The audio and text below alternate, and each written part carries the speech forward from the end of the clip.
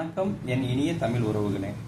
நம்ம ஐயங்காடியில் இப்போ பார்க்குறது நலுங்கு மாவு. இந்த நலுங்கு மாவை தமிழர்கள் சங்க காலத்துல இருந்தே பயன்படுத்திட்டு வந்திருக்காங்க.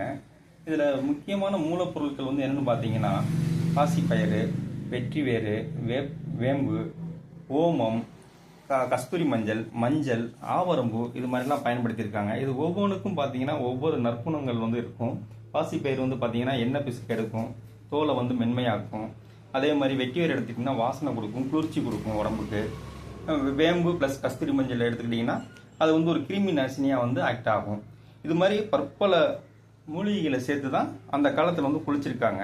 இது தோலுக்கு எந்த ஒரு பாதிப்பையும் ஏற்படுத்தாது, ரொம்ப இயற்கையானது. நம்ம ஐயங்காடியில் நம்மளே இது ஓனாக உற்பத்தி பண்ணுறோம். கிட்டத்தட்ட ஒரு 18 மூலிகைகள் இதில் ஆட் பண்ணுறோம். இது தேவை அப்படின்னா நம்ம ஐயங்காடியில் நீங்கள் வாங்கிக்கலாம். ஸ்க்ரீனில் தெரிகிற நம்பருக்கும் கால் பண்ணலாம். ரொம்ப நன்றி தமிழ் உறவுகளே.